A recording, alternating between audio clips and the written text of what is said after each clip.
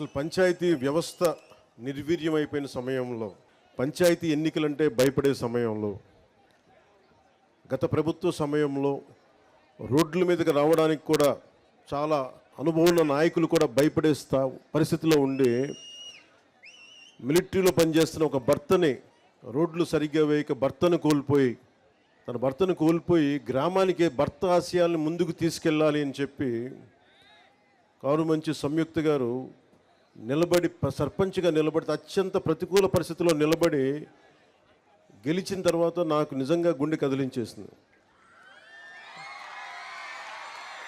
నేను ఆ రోజున కారుమంచి సంయుక్త గారికి నిలబడ్డప్పుడు నేను ఒకటే కోరుకున్నాను ఆ రోజున అందరినీ, పంచాయతీలు చాలా కీలకం. 13,326 పంచాయతీలు పంచాయతీలు చాలా కీలకం.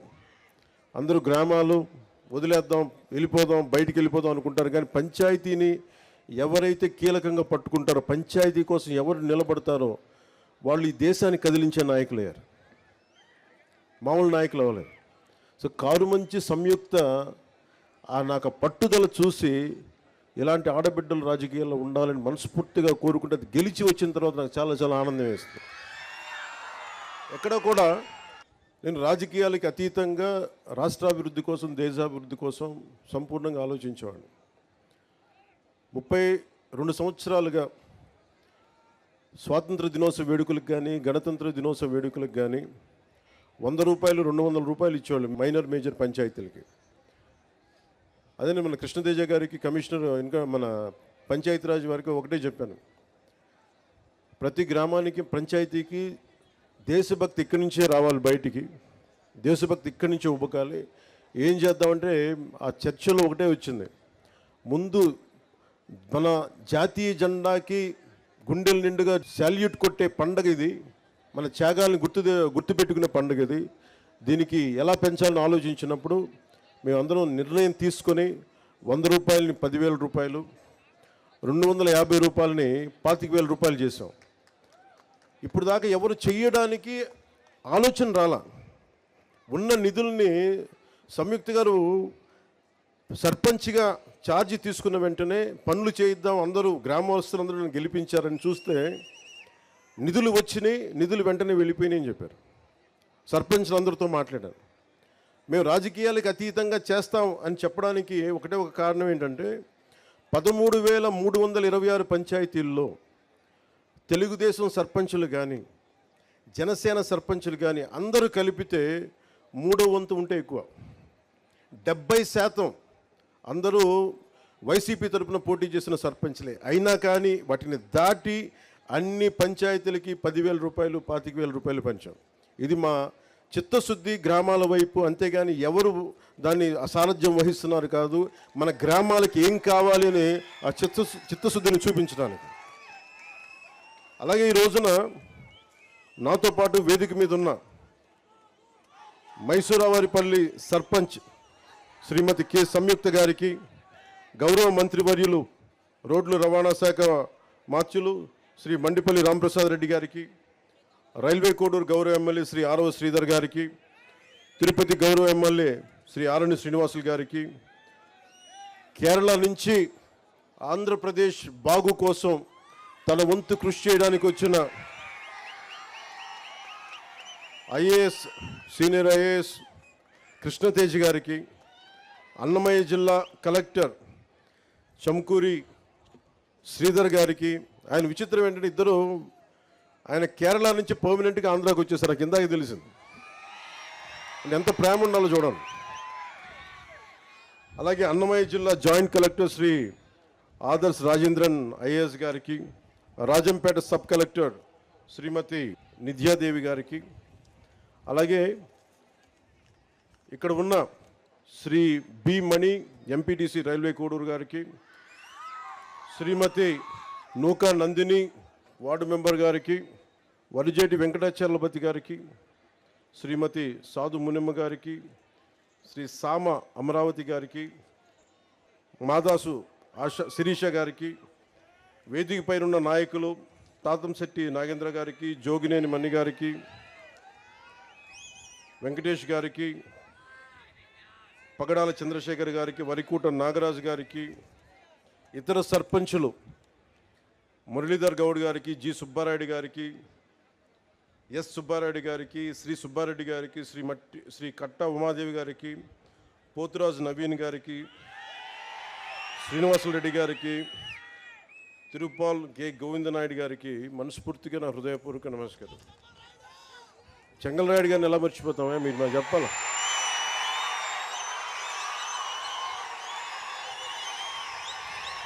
చెంగల్రాయుడు గారి శక్తి సమర్థత తెలియని వాళ్ళం, ఆయన పోరాట పటిమ నాయకత్వపు లక్షణాలు తెలియని వారు. ఆఖరిని చెప్దాం, ఆయన పేరుని దాచి ఉంచుకున్నాం. చెంగల్రాయుడు గారి మనస్ఫూర్తిగా నా హృదయపూర్వక నమస్కారాలు.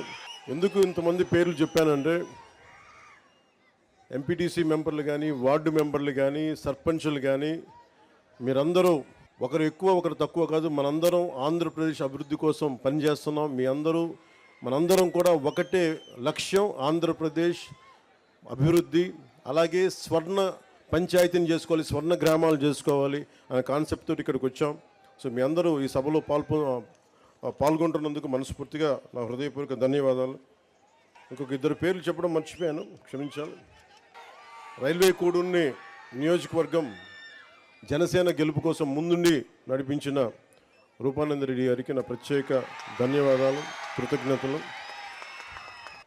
యాక్చువల్లీ యనమల భాస్కర్ గారిని మన రైల్వే కోడూరుకి నేను చేశాను, కానీ ప్రత్యేక పరిస్థితుల్లో కాదని మన ఆరవ శ్రీధర్ గారిని పెట్టుకున్నప్పుడు మనస్ఫూర్తిగా ఆయనకు సహకరించిన యనమల భాస్కర్ గారికి మనస్ఫూర్తిగా నా ధన్యవాదాలు తెలుపుకుంటున్నాను. ఇక్కడ నేను పార్టీ కోసం పనిచేసి ముందుకు వస్తామన్న వ్యక్తుల్ని నేను పోగొట్టుకునే వ్యక్తిని కాదు, మనుషుల్ని కలుపుకునే వ్యక్తిని తప్ప విడగొట్టే వ్యక్తిని కాదు, దూరం పెట్టుకునే వ్యక్తిని కాదు. ఈ సందర్భంగా తెలియజేసుకుంటాం. ఆ గ్రామాభివృద్ధికి ఏది ఎలా చేయాలంటే గ్రామ సభ చాలా కీలకం మనకి. ఇది మన ఆంధ్రప్రదేశ్, మన భారతదేశంలోనే పంచాయతీరాజ్ వ్యవస్థని ప్రవేశపెట్టిన రెండో రాష్ట్రం అంది, రాజస్థాన్ తర్వాత. అంటే మనం అంత పంచాయతీరాజ్ వ్యవస్థని అంత ముందుండి తీసుకున్నాం మనం. గత ప్రభుత్వంలో అలాంటి పంచాయతీరాజ్ వ్యవస్థని ఎంత బలోపేతం చేయొచ్చో అంత బలోపేతం చేయొచ్చు. గత ప్రభుత్వం 41,000 కోట్ల రూపాయలు జాతీయ ఉపాధి హామీ పథకం కింద ఖర్చు పెట్టామని చెప్పి కేవలం 15,000 కోట్లు మాత్రమే ఖర్చు పెట్టిన, అంటే కనిపిస్తున్నాయి రోడ్ల మీద మనకి ఖర్చుగా. రోడ్లు కానీ, సగటు మనకి అవసరాలు కానీ, మౌలిక అవసరాలు కానీ ఏమీ చేయలేకపోయారు. ఈ మిగతా 25,000 కోట్లు ఏమైపోయినాయో, ఎట్లా వెళ్ళిపోయినాయో ఎవరికీ తెలియదు. అంటే నిజంగా ఒక పని జరగాలి అంటే గ్రామ సభ తీర్మానం చేయాలి. పంచాయతీ రాజ్ వ్యవస్థని బలోపేతం చేయడానికి ఇది ఆంధ్రప్రదేశ్కి కాదు, భారతదేశానికి వెన్నెముక పంచాయతీ రాజ్ వ్యవస్థ. అందరూ నన్ను హోమ్ తీసుకోమని ఒకటే కోరుకున్నా. నేను అన్నా హజార్ అంటే పడి చచ్చిపోయాను చిన్నప్పుడు. మీకు తెలుసు, చిరంజీవి గారి సినిమా రుద్రవేణి సినిమా కూడా ఉంటుంది. అది అన్నా హజారే గారి ప్రేరణతో తీసింది. అంటే ఒక సర్పంచ్ ఎంత బలవంతుడంటే, ఎక్కడో మిలిటరీలో పనిచేసి రేలేగావ్ సిద్ధి, మహారాష్ట్రలో రేలేగావ్ సిద్ధి అనే గ్రామానికి వచ్చి అక్కడున్న పరిస్థితులు చూసి అందరూ మద్యానికి బానిసై మనకి కనీసం నీటి సౌకర్యం లేక పొలాలు ఎండిపోతూ ఉంటే, గ్రామానికి అభివృద్ధి నోచుకోపోతుంటే ఆయన ముందుకొచ్చి ఆయన సర్పంచ్గా అయ్యి ఆయన ప్రారంభించింది వాళ్ళ రేలేగావ్ సిద్ధిగే కాదు, మొత్తం దేశాన్నే కదిలించాడు. ఒక సర్పంచ్ కదిలించాడు. అది కూర్చోబెట్టి లోక్పాల్ బిల్లు కానీ, ఈ రోజున సమాచార హక్కు చట్టం కానీ, ఇవన్నీ ఆయన నాయకత్వంలో జరిగినాయి. అంటే ఒక సర్పంచ్ తలుచుకుంటే దేశాన్ని కదిలించగలిగే శక్తి ఉందనేది మన గ్రామాలు చూపించినాయి. అలాంటి 13,326 పంచాయతీలు కనుక బలపడితే, బలోపేతం అయితే, నిజంగా అభివృద్ధి దిశ వైపు వెళ్తే, మనందరం ఐక్యతగా ఉంటే ఆంధ్రప్రదేశ్కి ఎన్ని లక్షల కోట్లు వీళ్ళు అప్పు చేసిన అప్పులను తీర్చేయగలం. మనకు అంత శక్తి సమర్థత మనకుంది. నేను అందుకని మీకు ప్రత్యేకించి ఎందుకు వచ్చాను, నేను మైసూరావారిపల్లి కంటే నేను రైల్వే కోడూరు, ఇది ఉద్యాన పంటలకి సంబంధించిన ఇది రాజధాని.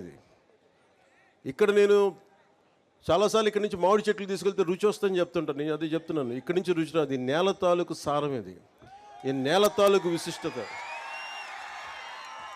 ఇక్కడ పండు అంతే. ఇది అరటి పండు కానీ ఏదన్నా కానీ ఈ నేల తాలూకు సారం విశిష్టత దీనికే ప్రత్యేకం తప్ప ఇంక ఏ జిల్లాకి ప్రత్యేకం కాదు. నేను ఒకటే అనుకున్నా, రాయలసీమ అంటే ఎందుకు పారిపోతారు అందరూ, ఎందుకు గొడవలు జరగాలి ఇక్కడ? రాయలసీమ తాలూకు విశిష్టత ఎంతమందికి తెలుసు? రాయలసీమ అనగానే కూర్చొని వాళ్ళు కూర్చోబెట్టి గొడవలునో ఇదని ఇవి కాదు. రాయలసీమ చదువుల నేల ఇది. కోస్తా జిల్లాల కంటే ఎక్కువ గ్రంథాలయాలు ఉన్న నేల ఇది రాయలసీమ. అలాంటి గొప్ప నేల ఇది. అలాంటి గొప్ప నేలకి అభివృద్ధి లేక ఎక్కడో గల్ఫ్ కంట్రీలకు వెళ్ళిపోతా ఇవన్నీ ఎందుకు జరగాలి అనేది నాకు ఎప్పుడు తాపత్రయం ఉండేది. ముఖ్యంగా రాయలసీమ యువత మీకు ఎంత తెగింపు ఉందంటే, నేను ఒకటే చెప్తా, కర్నూలుకి సుగాలి ప్రీతి సమస్య వచ్చినప్పుడు నేను కర్నూలుకి వస్తే 1,50,000 మంది యువత వచ్చారు. నేను ఆశ్చర్యపోయేవాడిని. అలాగే మన రైల్వే కోడూరులో నాకు విజయం అని ఎప్పుడు తెలిసిందంటే, నేను మనకి గౌరవ ముఖ్యమంత్రి నారా చంద్రబాబు నాయుడు గారు మేము ఇక్కడికి వచ్చినప్పుడు ఆ ప్రవాహం, ఆ జన ప్రవాహం చూసి,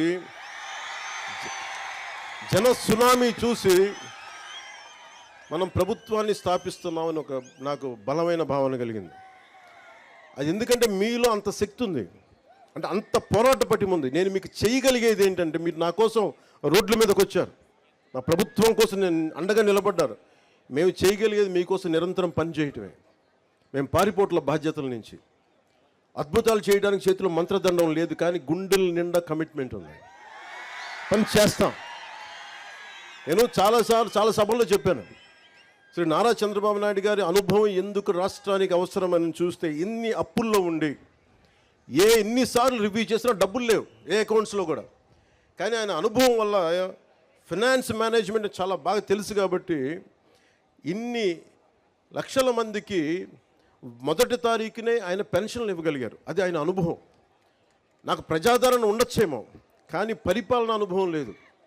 నేను నాకంటే బాగా ఆలోచించగలిగే వాళ్ళని, నాకంటే రాష్ట్రం కోసం పనిచేసే వాళ్ళ వెంట నడవడానికి, వాళ్ళ వెనక నడవడానికి, వాళ్ళ పక్కన నడవడానికి, నేర్చుకోవడానికి నేనే సంకోచించే వ్యక్తిని కాదు. అలాంటి అనుభవజ్ఞుడి దగ్గర, అలాంటి పరిపాలనా దక్షత ఉన్న గౌరవ ముఖ్యమంత్రి చంద్రబాబు గారి దగ్గర నేర్చుకోవడానికి నేను ఎప్పుడు సంసిద్ధతగానే ఉంటాను తప్ప నేను దాన్ని ఏమాత్రం తక్కువ అనుకోను. ఇది ఎందుకు మీకు దృష్టికి తీసుకొస్తున్నానంటే, ఇన్ని కోట్ల మంది ప్రజలకి ఒక నాయకులు సరిపోరు, చాలామంది నాయకుల సమూహం కావాలి. అది గ్రామాల నుంచి రాష్ట్రాల దాకా నాయకుల సమూహం కావాలి. అలాంటి నాయకుల సమూహం కోసం నేను తాపత్రయం.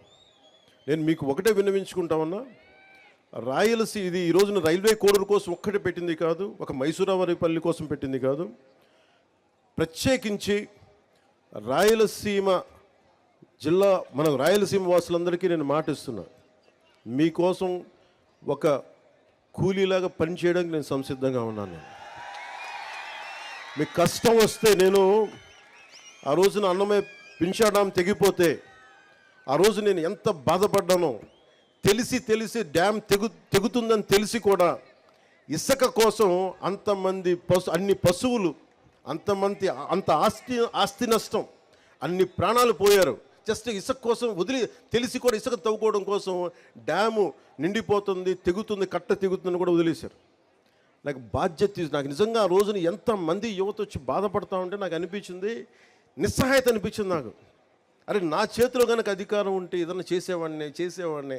నేనైతే ఒక పార్టీ నాయకుడిగా మాట్లాడగలను, వేదన పడగలను, పోరాటం చేయగలను, కానీ చేతిలో శక్తి లేదే అని నిజంగా ఆ రోజు నేను భగవంతుని ప్రార్థిస్తే, ఆ ప్రార్థనే మీ వల్ల ఈరోజు నేను డిప్యూటీ సీఎంగా మీ ముందు నుంచున్నాను. ఈరోజు ఇదేదో నాకు అలంకారం కాదు, ఇది బాధ్యత. ఇది నేను ఎప్పుడు నిరంతరం పనిచేయడానికే సంసిద్ధంగా ఉన్నాను. మీకోసం అహర్నిశలు పనిచేస్తాం. గ్రామ సభ చాలా కీలకం.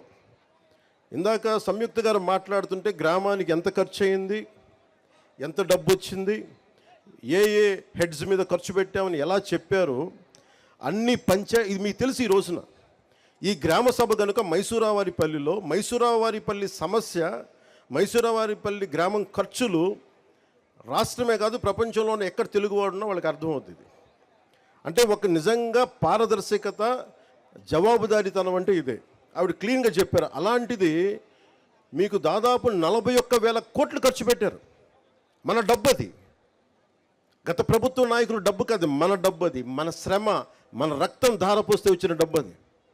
ఆ డబ్బును ఎవరు పట్టించుకోలేదు. ఈరోజు మీరు అంటారు ఉద్యోగాలు లేవు, మాకు ప్లే గ్రౌండ్ లేదు మనకి. అది కనీస ధర్మం కదా మనకి. స్కూల్స్ కట్టేస్తాం, బిల్డింగ్లు కట్టేస్తాం, కానీ పిల్లలు ఆడుకోవడానికి, శారీరక దృఢత్వం పెంచుకోవడానికి ప్లే గ్రౌండ్ లేదంటే నేను నిజంగా ఆశ్చర్యపోయాను. కలెక్టర్ గారిని ఒకటే అడిగాను, అసలు ఎంత భూమి ఉంది పంచాయతీ కింద అంటే, ఎన్నో సెంట్లు భూమి. ఎన్ని సెంట్లు సార్ చెప్పారు? 8, కరెక్టే కదా. పంచాయతీ కింద నేను అనుకున్నాను ప్రతి పంచాయతీ కనీసం ఒక 25-40 ఎకరాల భూమి ఉంటుంది అనుకుంటే 8 సెంట్ల భూమి మాత్రమే ఉంది. 8 సెంట్లు ఏమి ఇవ్వగలం చెప్పండి? బిల్డింగ్లు కట్టుకోవడానికి కనీసం ఒక దాదాపు ఎంతది? 8 సెంట్లు ఎన్ని గజాలు? 450 గజాలు మాత్రమే మనకి ప్రభుత్వ స్థలం ఉంది రైల్వే కోడూరులో. ప్లే గ్రౌండ్ నుంచి ఎక్కడి నుంచి తెస్తాం? హాస్పిటల్ కావాలంటే ఎక్కడి నుంచి తెస్తాం? నాకు నిజంగా అనిపించింది, అసలు ప్రభుత్వానికి ఆస్తులు ఉండాలి కదా. ఏ పంచాయతీకైనా మీకు ఎందుకు గ్రామ సభ పెట్టానంటే, మీ గ్రామానికి ప్రభుత్వానికి సంబంధించిన నేల ఉండాలి భవిష్యత్ అవసరాలకి. అందరు ఇష్టారాజ్యంగా తవ్వేసుకోవడానికి కాదు, ప్రభుత్వానికి ప్రతి పంచాయతీకి. నేను ఈరోజున మీకు మాటిస్తున్న, ప్రతి పంచాయతీకి దాని సొంత భూమి ఉండాలి. అన్యాక్రాంతం కాకుండా మీకు బల్లగుద్ది మరి చెప్తానో మేము కాపాడుతాం.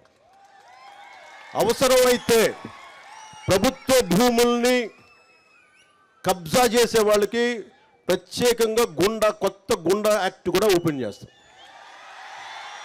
ఎక్కడికి వెళ్తాం చెప్పండి? అన్ని ప్రైవేట్ పరం అయిపోతే, గత ప్రభుత్వ నాయకులు మాట్లాడేవాళ్ళు కదా క్లాస్ వార్ అని. క్లాస్ వార్ అంటే ఏంటి? ఒకరి దగ్గర మొత్తం సొత్తు ఉండిపోయి మిగతా వాళ్ళని కంట్రోల్ చేయడం. ఈరోజు చెప్పండి, మైసూరువారిపల్లి దగ్గర ప్రైవేట్ వ్యక్తుల దగ్గర ఉండిపోయింది, కానీ ఎందుకు ప్రభుత్వ భూములు ఎందుకు లేవు ఇక్కడ? ఈరోజున మనకు నిజంగా ఒక కాలేజీలు లేవు, మనకి కూర్చోబెట్టి ఒక ప్లే గ్రౌండ్ లేదు, పిల్లలు ఆడుకోవడానికి. ఇవన్నీ లేదు, ప్రభుత్వ స్థలాలు లేవు. ఏమైపోయినాయి? అడిగేవాళ్ళు ఎవరు లేరు. ఈ రోజున గ్రామ సభ తాలూకు ముఖ్య లక్ష్యం ఏంటంటే, అసలు మన గ్రామంకి మనకు కావాల్సిన ఆస్తులు ఏంటి, ఏమేమి ఉన్నాయి, ఏ మౌలిక సదుపాయాలు ఉన్నాయి, ఏ మౌలిక సదుపాయాలు లేవు, ఏం కావాలి, భవిష్యత్తులో మనకు రాబోయే తరాలకి ఏమేమి అవసరాలు ఉన్నాయి, మీరందరూ కూర్చొని నిర్ణయం చేసుకుంటే తప్ప. ఎందుకంటే వ్యక్తిగత ఆస్తులు ఉండటం వేరు, కానీ ప్రభుత్వ పరంగా పంచాయతీకి ఆస్తులు లేకపోతే మీరు ఎంతసేపు ప్రైవేట్ వ్యక్తుల దగ్గర దేహి అని అనాలి. ఈ రోజున మైసూరువారిపల్లి దుస్థితి ఏంటంటే, దాతల్ని అడుక్కోవాల్సిన పరిస్థితి ఉంది ప్లే గ్రౌండ్కి.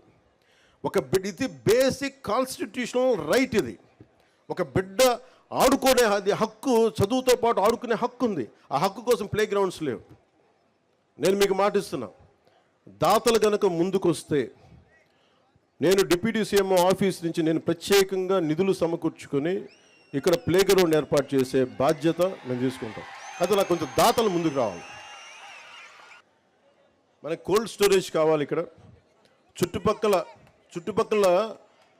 4,000 ఎకరాలు మామిడి పంట, 3,000 ఎకరాల నుంచి అరటి దిగుబడి, 1,500 ఎకరాల నుంచి బొప్పాయి తోట వస్తాయి. ప్రతిరోజు 200 లోడ్లు పంట లారీలకి దిగుబడి ఉంది ఇక్కడ వెంటనే కోల్డ్ స్టోరేజ్ కావాలి. మీకు పండ్లని మగ్గబెట్టే కేంద్రం కావాలి, పండిన పండ్లను నిల్వ ఉంచే కేంద్రం కావాలి. నేను ఇది ఒక్క మైసూరువారిపల్లికి ఇవ్వట్లేదు, నేను ప్రత్యేకించి డిప్యూటీ సీఎం ఆఫీస్ నుంచి ప్రత్యేకంగా పర్యవేక్షించి రైల్వే కోడూరుని మనకి పండ్ల రాజధానిగా చేసే బాధ్యతలో క్రమంగా కోల్డ్ స్టోరేజెస్ ఏర్పాటు చేసే బాధ్యత నేను ప్రత్యేకించి నా ఆఫీసే పర్యవేక్షిస్తాను. ఇది గౌరవ ముఖ్యమంత్రి శ్రీ చంద్రబాబు గారి దృష్టికి నేను తీసుకెళ్ళి, ఇది ఎందుకు చెప్తున్నానంటే, ఇది మీకు ప్రతి పంచాయతీకి ఒక శక్తి ఉంటుంది. ప్రతి పంచాయతీకి ఉదాహరణకి అరకు గ్రామంలో అరకు కాఫీ పెట్టారు. ఈరోజు ఎక్కడికి వెళ్ళినా ప్రపంచవ్యాప్తంగా అరకు కాఫీ ఉంది. అలాగే మన సత్యసాయి జిల్లాలో లేపాక్షి చేతి వృత్తుల మీద ప్రత్యేకంగా లేపాక్షి పంచాయతీ ఉంది. బాపట్ల నియోజకవర్గం వేటపాలెంలో జీడిపప్పుది ప్రత్యేకంగా దానికి ఉంది. అలాగే చిలకలపూడి, కృష్ణా జిల్లాలోని చిలకలపూడి గ్రామంలో కలంకారీ ఆట చాలా గొప్పగా ఉంది. అది ప్రత్యేకత ఆ గ్రామానికి. సో మన మైసూరువారిపల్లికి కానీ, మన రైల్వే కోడూరులో ఉన్న 112 పంచాయతీలకు కానీ ప్రత్యేకత ఏంటి? ఒక్కొక్క పంచాయతీకి ప్రత్యేకత ఏంటి? ఈ 112 పంచాయతీలకి మన ప్రత్యేకత ఏంటి? మన మైసూరువారిపల్లికి పంచాయతీ ప్రత్యేకత ఏంటి? ఇవన్నీ మీరు దృష్టిలో పెట్టుకుని గ్రామ సభ ఈరోజు నేను వచ్చి వెళ్ళిపోతాను కదా, ప్రతి సంవత్సరం మనకి 4 గ్రామ సభలు పెడతాం. అంటే మీరు గుర్తుపెట్టుకోండి, ఈ 5 సంవత్సరాల్లో దాదాపు 20 గ్రామ సభలు ఇలాంటివి జరగాలి. ప్రతి గ్రామ సభకి ప్రజాప్రతినిధులు, నాతో పాటు ప్రతి ప్రజాప్రతినిధులు పాల్గొని ప్రజల్ని మిమ్మల్ని మీకు అవేర్నెస్ ఇవ్వాలి. మీకు ఇందాక నేను మీరు నిర్ణయాలు తీసుకుంటా ఉంటే మీరు ఆమోదం తెలపండి అంటే చాలామంది చేతులు ఎత్తడానికో, అంటే ఇక్కడ బయట వాళ్ళు కూడా ఉన్నారు, బయట గ్రామ పంచాయతీ నుంచి కూడా, ముఖ్యంగా మీరు చేతులు ఎత్తడానికి మీకు అర్థం కావట్లేదు ఇంకా. అందుకని మీరు నిరంతరం ఈ పని జరిగే వరకు మీరు పర్యవేక్షిస్తూనే ఉండాలి. నేను ఇంకోటి, పంచాయతీరాజ్ బాధ్యత తీసుకోగానే వెంటనే ఏం చెప్పానంటే, అసలు డిస్ప్లే బోర్డు రోడ్లు వేసి, ఇందాక మన రోడ్ల ప్రమాదాల మీద అందరూ రోజుకి 2 ప్రమాదాలు గురవుతారు, కనీసం వాళ్ళు చనిపోతున్నారు బిడ్డలు అంటుంటే నేను ఒకటే అనిపించింది, ఎన్ని రోడ్లు వేసాం మనం, ఈ రోడ్లకి కాంట్రాక్టర్ ఎవడు, ఎన్ని కోట్లతో ఈ రోడ్లు వేశారు, సీసీ రోడ్లు కానీ లేదంటే మనకి ఈ ఆర్ఎన్బి రోడ్లు కానీ ఎవరు కాంట్రాక్టర్స్ తెలియదు మనకి. డిస్ప్లే బోర్డ్స్ ఉండవు, సిటిజన్ ఇన్ఫర్మేషన్ బోర్డు ఉండదు మనకి. అది పౌర హక్కుల సమాచారం ఇవ్వాలి. అది నేను ఒకటే చెప్పాను పంచాయతీరాజ్ ఉన్నతాధికారులందరికీ, ఏ పని చేసినా ఎవరు కాంట్రాక్టరు, ఎన్ని లేయర్తో రోడ్లు వేశారు, అంటే మా కేరళ తరహా పంచాయతీలు ఎలా ఉంటుందంటే ఎన్ని స్థాయిలో ఎన్ని లేయర్స్ రోడ్లు వేశారు చెక్ చేసుకోవచ్చు. అంత అవగాహన ఉంటే తప్ప మన పంచాయతీల్లో మన డబ్బులు సద్వినియోగం కావు. మీ చేతుల్లో ఉంది పంచాయతీ. మైసూరవారిపల్లితో ప్రారంభించండి. ఈ రోజున 13,326 పంచాయతీలు ప్రజలందరికీ చెప్తున్నాను, దీన్ని వేదికను పెట్టుకొని. మీ చేతుల్లో ఉంది ఇది. మీరు శక్తిని కొద్దిమంది చేతుల్లో దారబోస్తారా? మీ పంచాయతీలకు మీరు బాధ్యత తీసుకొని మా పని జరగలేదు, జరిగినాయి, ఏది కావాలని మీరు బాధ్యత తీసుకోకపోతే మటుకు నాలాంటి వాళ్ళు ఒక 10,000 మంది వచ్చినా ఈ దేశాన్ని మార్చలేరు, మన రాష్ట్రాన్ని మార్చలేరు. కానీ మీరు మట్టుక రోడ్ల మీదకి వచ్చి మాట్లాడితే మొత్తం సమూలంగా మారిపోతాయి. ఒక్కొక్క పంచాయతీ ఒక్కొక్క రేలేగాం సిద్ధవుతుంది. అన్నా హజారే నాయకత్వంలో ఒక్కొక్క పంచాయతీ ఒక్కొక్క రేలేగాం సిద్ధవుతుంది. స్వయం పోషక పంచాయతీలు అవుతాయి. స్వర్ణ పంచాయతీ గురించి చంద్రబాబు గారు మనం మాట్లాడుకుంటున్నప్పుడు ప్రతి గ్రామంతో భవిష్యత్తు ఏంటంటే, మీకు ఇక్కడే కూర్చున్న యువతకి మీరు ఎక్కడో విదేశాలకు వెళ్ళిపోతాం, తల్లిదండ్రులు వదిలేసి, పగడాల లక్ష్మి గారు మాట్లాడుతుంటే ఇందాక ఎక్కడ విదేశాలకు వెళ్ళిపోతూ ఉన్నారు మా చదువుకున్న ఇక్కడ బిడ్డలందరూ, ఇక్కడే ఉపాధి అవకాశాలు కావాలి. ఆవిడ ఎంత చక్కగా మాట్లాడారంటే, స్కిల్ డెవలప్మెంట్ యూనివర్సిటీ కావాలి. ఒక్క పురుషుడు అడగలేదు ఈరోజు దాకా, కానీ ఒక ఆడబిడ్డ అడిగింది. ఇంకా చెప్పండి, నాకే ఐడియా రాలేదు. స్కిల్ డెవలప్మెంట్ సెన్సస్ తీసుకోవాలని అనుకున్నాం, కానీ స్కిల్ డెవలప్మెంట్ యూనివర్సిటీ పెట్టాలంటే ఒక ఆడబిడ్డ చెప్పగలిగింది. అందుకే నేను నారీ శక్తిని తక్కువ అంచనా చేయను. నారీ శక్తి లేకపోతే ఈ దేశమే ఆగిపోద్ది, ప్రపంచమే ఆగిపోద్ది. అలాంటి నారీ శక్తికి నేను వందనాలు అర్పిస్తున్నాను. అంటే మీరిచ్చారమ్మ ఈ రోజున, వెంకటలక్ష్మి మనస్ఫూర్తి చెప్తున్నాను, మీరిచ్చారు ఈ రోజున. నేను ఇది గౌరవ ముఖ్యమంత్రి చంద్రబాబు గారి దృష్టికి తీసుకెళ్తాను. ఖచ్చితంగా అది మనకి వలసలు వెళ్ళిపోతూ ఉన్న రాయలసీమ నుంచి వలసలు ఆగటానికి, మన రాయలసీమని మనకి ఒక యాంకరింగ్ చేయడానికి, వలసలు ఆపటానికి, ఇక్కడే అభివృద్ధి వచ్చేలాగా స్కిల్ డెవలప్మెంట్ యూనివర్సిటీని మనం ఎట్లా చేయాలి, నాకు దానికి ఇది తెలియదు, కానీ ఈ పథకాన్ని మటుకు ఈ ఆలోచనని ముందుకు తీసుకెళ్తాం. దీన్ని మీకు ఆ మాట నేను ఇస్తాను. అలాగే మైసూరవారిపల్లిలో హెల్త్ క్లినిక్ ఏర్పాటు చేస్తాం. అలాగే ప్రభుత్వ భూమి లేకపోతే, ఇందాక ప్లే గ్రౌండ్కి అడిగినట్టుగా, దాతలు ఎవరైనా స్థలాన్ని డొనేట్ చేస్తే వారికి గౌరవం ఇచ్చేలాగా, వారికి గుర్తింపు వచ్చేలాగా నేను ముందుకు తీసుకెళ్తాం. అలాగే ఇందాక చెప్పినట్టుగా మండల పరిషత్ ప్రైమరీ స్కూల్కి విద్యార్థులకి ఆడుకోవడానికి ఎట్లా చేయాలి, మనకి స్కూల్ గ్రౌండ్ కేటాయించే బాధ్యత కూడా తీసుకుంటాం. అలాగే ఇక్కడ ఇందాక మన మైసూరవారిపల్లిలో అరటిని ఖరీఫ్లో వేస్తున్నాం, దీనివల్ల మనకి ఇన్సూరెన్స్ రావట్లేదని చెప్పారు. ఇన్సూరెన్స్ కేవలం రబీ పంటలకే ఉంది. కాబట్టి గ్రామ సభలు చర్చించి తీర్మానించిన విధంగా ఈ అరటి పండుని రబీ నుండి ఖరీఫ్కి మార్చే బాధ్యతను, అలాగే ఇన్సూరెన్స్ అమలయ్యేలాగా ప్రభుత్వానికి కలెక్టర్ గారు నేను కోరుకుంటాను. వారు మీరు నివేదిక పంపండి, దాన్ని ముందుకు తీసుకెళ్తాం దాన్ని. అలాగే భూ సమస్యలు ఎక్కువగా ఉన్నాయని చెప్తా ఉన్నారు. ఇలాంటి మన సంయుక్త గారు చెప్తా ఉన్నారు, భూ సమస్యలు ఎక్కువగా ఉన్నాయి. పూర్వీకుల నుంచి వచ్చిన భూములు వారసత్వంగా ఇక్కడ రెవెన్యూ అధికారులు సరిగ్గా దాన్ని పట్టించుకోవట్లేదు, గొడవలు అవుతున్నాయంటే ఈ సమస్యల్ని పరిష్కరించడం కోసం ప్రభుత్వం వెంటనే రెవెన్యూ సదస్సులు ఏర్పాటు చేయబోతుంది. ఈ గ్రామ సభ ఎలా చేసామో రెవెన్యూ సదస్సులు కూడా ఏర్పాటు చేస్తాం. ఎవరికైతే గొడవలు ఉన్నాయో అలాంటి ఈ సదస్సుల ద్వారా మీరు వచ్చి ఆ సదస్సులో మీ సమస్యలు చెప్పి కలెక్టర్ గారి దృష్టికి తీసుకొచ్చి దాన్ని మీరు సద్వినియోగం చేసుకోండి.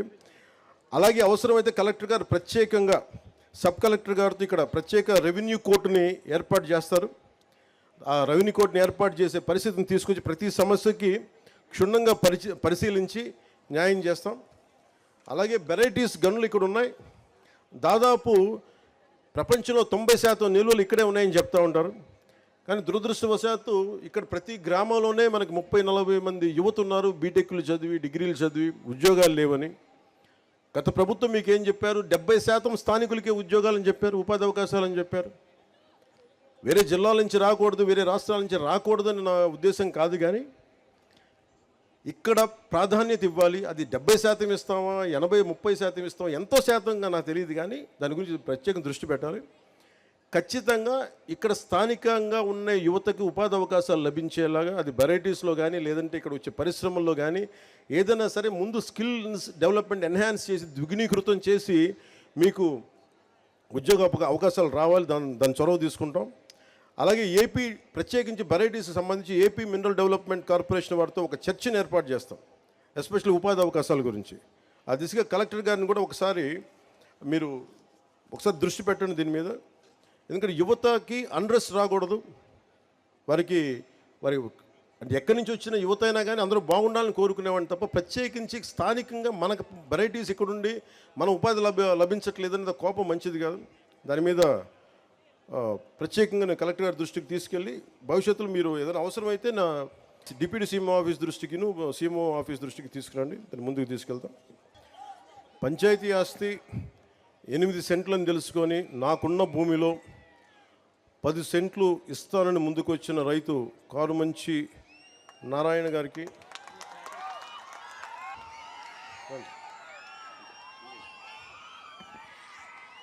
నేను ఒకసారి యాపిల్లో మీ అందరూ యాపిల్ ఫోన్ వాడతారు కదా, చాలామంది యాపిల్ ఫోన్ తెలుసు. యాపిల్ ఫౌండర్ స్టీవ్ జాబ్స్ ఒక ఇంటర్వ్యూ చూస్తామంటే ఆయన అడిగింది అంటే నీకు ఏదైనా కావాలి అంటే అడగాలని. ఆయన చిన్నప్పుడు నేర్చుకునేటప్పుడు ఏదో ఒక సర్క్యూట్ బోర్డు కోసం ఎవరిని అడగాలంటే ఐబిఎం ఓనర్ని అడిగాడు. ఎలా అడిగామంటే నాకు తెలియదు, నాకు ఐబిఎం బోర్డులు మీకు చిప్స్ ఉంటాయి, నాకు ఏదైనా పంపించండి, సర్క్యూట్ బోర్డ్స్ పంపించండి అని ఆయన ఫోన్ చేస్తే ఆయన వెంటనే రెస్పాండ్ అయ్యి పంపించండి. ఈయన స్కూల్ విద్యార్థిగా ఉన్నప్పుడు. నేను నేర్చుకుంది ఏంటంటే నాకు ఇది కావాలి అని అడగడం నాకు తెలుసు. ఎంతమంది వస్తారో లేదో తెలియదు, కానీ ఈ రోజున కారుమంచి నారాయణ గారు మనస్ఫూర్తిగా వారికి నా కృతజ్ఞతలు తెలియజేస్తున్నాను. అంటే నువ్వు అడగాలే కానీ నేను చెప్తున్నా, మీరు ఇవ్వండి స్థలం, మీరు ఏ ఉద్దేశం కొద్ది ఇచ్చారో దాని ప్రారంభోత్సవాన్ని మీ పక్కనే వచ్చి నేను కూర్చొని ఆ రోజు వస్తాం. మీరు ఇచ్చిన భూమికి మేము సద్వినియోగం చేసేలా, రాష్ట్రం అంతా మీకు గుర్తింపు వచ్చేలా, ప్రభుత్వాన్ని ద్వారా ప్రత్యేకంగా మీకు గుర్తింపు వచ్చేలా మేము మీకు గుర్తిస్తాను మనస్ఫూర్తిగా తెలియజేసుకుంటూ కారుమంచి నారాయణ గారికి మనస్ఫూర్తిగా నా ధన్యవాదాలు తెలుపుకోండి. ఇప్పుడు దాకా అందరూ నా ఫోటో అడిగి నేను కారుమంచి నారాయణరావు గారి ఫోటో అడుగుతాను, మధ్య ఫోటో.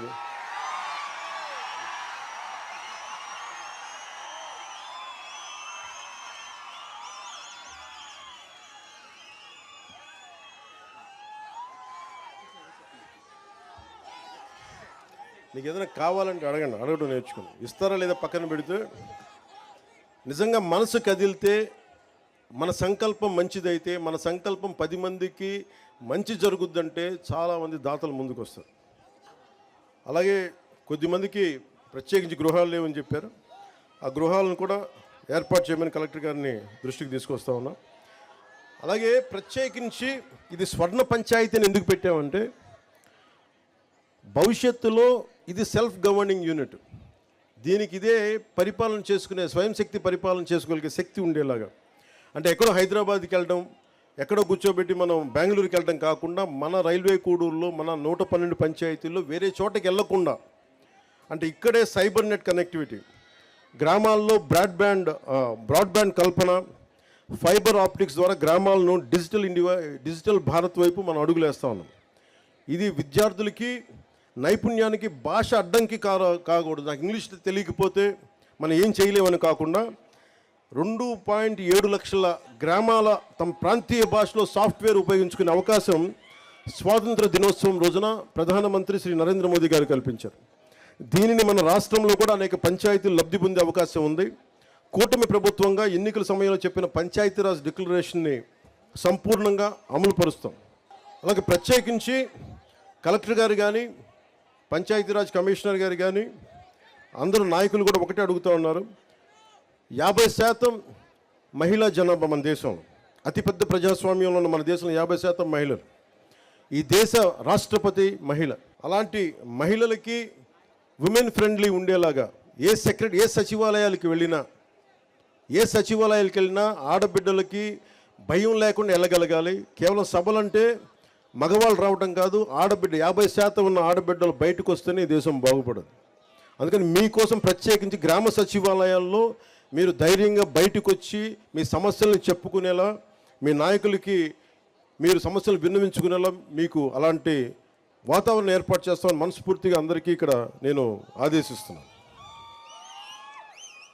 స్థానిక ఎంతసేపు మగవారికి అవగాహన ఉంటుంది, ఆడవారికి అవగాహన ఉండదని చాలామంది ఎక్కువ అనుకుంటూ ఉంటారు.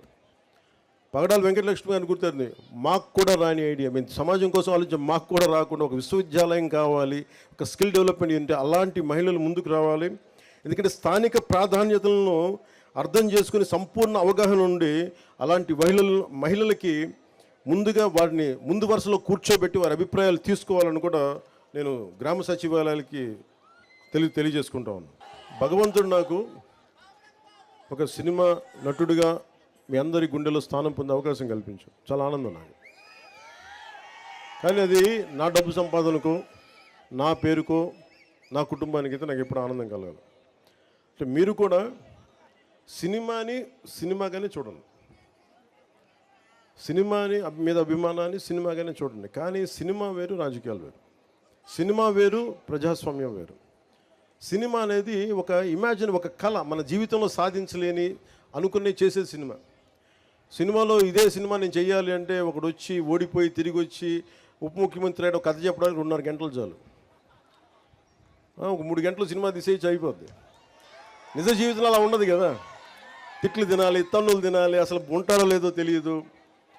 ఇంట్లో కుటుంబ సభ్యులను తిట్టించుకోవాలి, కేసులు పెడతారు, అటెంప్ట్ టు మర్డర్ కేసులు పెడతారు.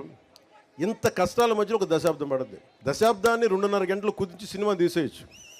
అందుకే సినిమాలని నేననే కాదు, ఏ సినిమానైనా సరే మీరు చాలా సినిమాని నిజ జీవితాన్ని 2 విడిచేసి చూడండి. Cinema is for entertainment, patriotism is for nation, accountability. అందుకని మీరు దాన్ని మర్చిపోకండి. మీరు ఓజీ అంటే నా సంతోషమే, మీరు చూస్తే నా డబ్బులు కూడా వస్తాయి. కానీ నాకు చాలా స్పష్టత ఉంది. సినిమాకి, రాజకీయానికి నేను తీసుకున్న బాధ్యతకి చాలా స్పష్టత ఉంది నాకు. అందుకని కానీ నేను ఏం కోరుకుంటానో చెప్తాను. ముఖ్యంగా యువతకి ఈ 13,326 పంచాయతీలు ఉన్న యువతకు కోరుకుంటా ఉన్నా, మీరు ఒక్కసారి ఆలోచించి కథం తొక్కితే ఈ ప్రభుత్వాన్ని మార్చాలి అని యువశక్తి, మహిళా శక్తి అనుకుంటే తల తిరిగిపోయిన నాయకులు కూడా, అనుభవజ్ఞులు కూడా, క్షేత్రస్థాయిలో పంచాయతీ స్థాయిలో అనుభవజ్ఞులు కూడా ఒక్క ప్రభుత్వం అంటే భయపడిపోయింది. గత ప్రభుత్వం రోడ్ల మీదకి రావడానికి భయపడ్డారు. నవ్వుపోయింది సమాజంలో. గత ప్రభుత్వపు పాలనలో నవ్వుపోయింది, మనకి ధైర్యం పోయింది. ఆ ధైర్యం మీరిచ్చారు సమాజాన్ని. గుర్తుపెట్టుకున్న యువశక్తి, మహిళలు వచ్చారు రోడ్ల మీదకి. నాయకులకి చావు చచ్చిపోయిందని వచ్చారు మహిళా శక్తి బయటికి. దానికి నిదర్శనమే మన సంయుక్త గారు. ఉంటే ఉంటాం, పోతే పోతాం, గెలిస్తే గెలుస్తాం, పోతే పోతాం. కానీ నేను ఒక స్టేట్మెంట్ ఇస్తానని వచ్చారు ఆవిడ. అంటే మహిళలు తెగిస్తే కడ్గతిక్కిన కథ ఉంటుంది కదా. యుద్ధం నుంచి పారిపోతే భార్య తల్లి ఇద్దరు కూర్చోబెట్టి యుద్ధం నుంచి పారిపోయి ఇచ్చావు కదా అని చెప్పి పసుపాను గాజులు పెడతారు, నువ్వు కూడా ఇట్లా కూర్చోమని చెప్పి. అటు వెళ్ళి యుద్ధం చేసి వీరస్వర్గానికి వెళ్తాడు. అంటే ఎందుకంటే ధైర్యం కోల్పోయిన సమాజంలో ఇద్దరు పనిచేస్తారు. ఆడబిడ్డ, యువకుడు.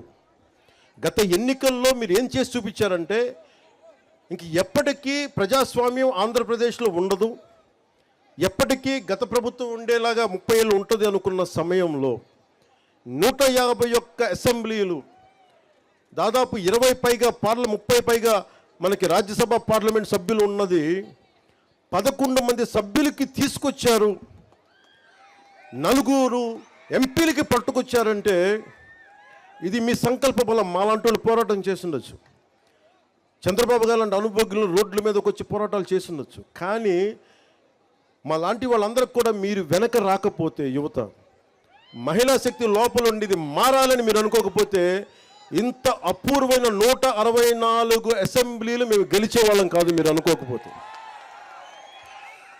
మీరు అలా అనుకోబట్టే ఈ రోజున గత 15th ఫైనాన్స్ కమిషన్ డబ్బులు గత ప్రభుత్వం చేయలేకపోయింది. వాళ్ళ డబ్బు వాళ్ళు చేయాల్సిన బాధ్యత మేము వచ్చి 998 కోట్లు నిన్న రాత్రికి ప్రతి అకౌంట్లో పడేలా చేసామంటే అది మీరు మాకు బలం ఇస్తే మేము చేయగలిగాం. మీ శక్తి అది. మీరు అనుకుంటే, ఆడబిడ్డలు అనుకుంటే మీ శక్తి. అలాగే ఇంకొక 1500 కోట్లు మళ్ళీ అదనంగా వచ్చేసాం, ఇంకో రాబోయే కాలంలో వస్తాయి. అంటే పంచాయతీల్లో బలం. చాలామంది అంటా ఉన్నారు డబ్బు లేకుండా గ్రామ సభలేంటి, మేము అబద్ధం ఆడుతున్నాం చెప్పండి. సంయుక్త గారు మొత్తం ఎక్కువ 70% మంది వైసీపీ పంచాయతీ సర్పంచ్లే కదా. వాళ్ళని అడగండి, డబ్బులు పడ్డాయి అందుకనే గ్రామ సభ పెడతారు మీకు ధైర్యం ఇవ్వడానికి. ఎందుకు యువతకి చెప్తున్నానంటే మీరు సినిమాలో ఆనందం పెట్టండి, తిరగండి, సరదాగా తిరగండి, మీరు విందులు వినోదాలు చేయండి, కానీ సమాజం పట్ల, మీ గ్రామాల పట్ల, దేశం పట్ల బాధ్యత అయితే మర్చిపోకండి. అదొకటే నా రిక్వెస్ట్. మీరు నాకు ఎన్ని చప్పట్లు కొట్టినా, మీరు ఎన్ని లక్షల కోట్ల సార్లు ఓజీ అన్నా, మీరు సీఎం అన్న నాకు ఆనందం రాదు, కానీ మీరు దేశం కోసం నిలబడితే మటుకు నాకు వచ్చే ఆనందం ఎవరికి రాదు. అంత నమ్ముతాను మిమ్మల్ని. అంటే ఎందుకు నేను ఇంత తపన పడుతున్నాను యువతకి, మహిళల కోసం అంటే మీరే వెన్నెముక ఈ దేశానికి. ఇంట్లో పోరాటం చేసి ఇంటికి వెళ్ళే యువకుడికి పక్కన అండగా ఉండే కూర్చొనే ఒక తల్లి, నీకు అన్నం పెట్టే తల్లి, నీకు చేదోడు వాదోడుగా ఉండే చెల్లి, ఇంట్లో వస్తే కష్టం వస్తే పక్కగా ఒక భార్య స్థానంలో ఉండే ఒక పత్ని, వీళ్ళెవ్వరూ రకరకాల ఆడబిడ్డలు రకరకాల పాత్రలు పోషిస్తారు మన జీవితాల్లో. వాళ్ళందరి మనకి సహకారం లేకపోతే మనం ఏమీ సాధించలేం. అందుకని ఆడబిడ్డలకి సంరక్షించే రాష్ట్రంగా, రక్షణ కల్పించే రాష్ట్రంగా ఉండాలని నేను చాలా మనస్ఫూర్తిగా కోరుకుంటున్నాను. ఆ దిశగా మేము అడుగులేస్తున్నాం.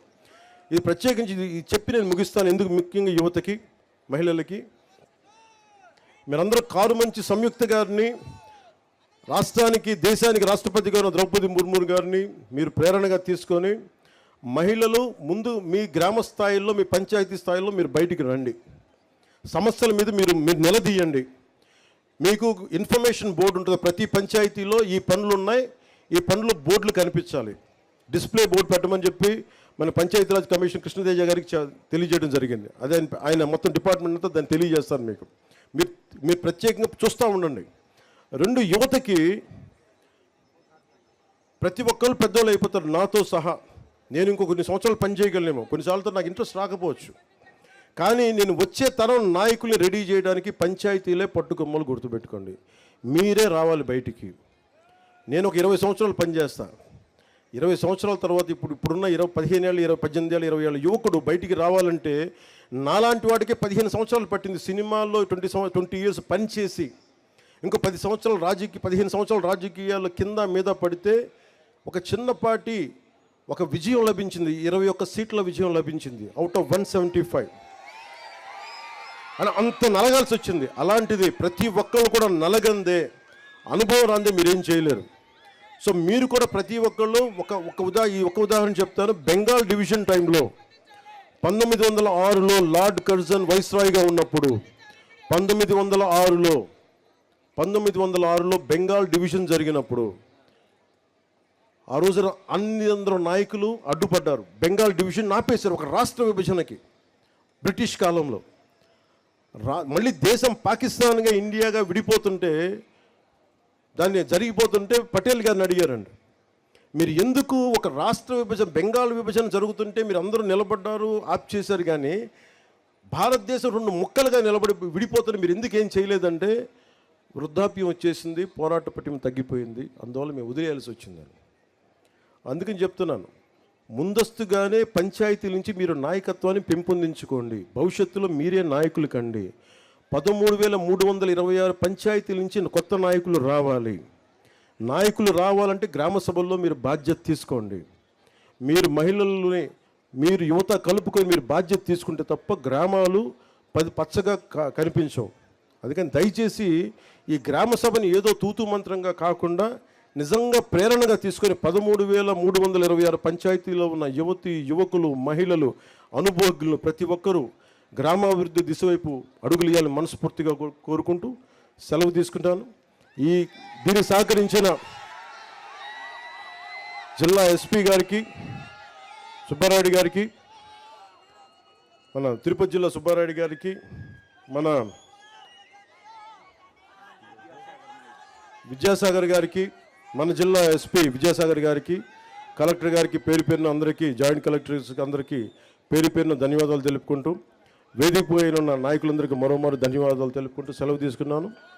పెద్దలకి, వేదిక పైన పెద్దలకి, మా భవిష్యత్తు మీదే. మీరు ఇలాగే ఆనందంతో కేరింతలు కొట్టాలి. మీరు తలుచుకుంటే దేశం మారిపోయింది. మీరు తలుచుకున్నారు, ప్రభుత్వం మారిపోయింది. మీరు తలుచుకుంటే, మీరు అండగా నిలబడితే మాలాంటి వాళ్ళందరికీ ఆంధ్రప్రదేశ్ని, మనకి భారతదేశంలోనే ప్రతి ఒక్కరు తల ఎత్తి పైకి చూసేలా, ఆంధ్రప్రదేశ్ వైపు చూసేలా చేస్తామని మనస్ఫూర్తిగా తెలియజేసుకుంటూ మీ అందరికీ పేరు పేరున ధన్యవాదాలు తెలుపుకుంటూ సెలవు తీసుకుంటున్నాను. మన పంచాయతీలు కదలిక ముందుకు తీసుకెళ్లేలాగా మీ అందరికీ ప్రత్యేకంగా ధన్యవాదాలు తెలుపుకుంటూ సెలవు తీసుకుంటున్నాను. జై Hind. Please like, share and subscribe Master Key TV.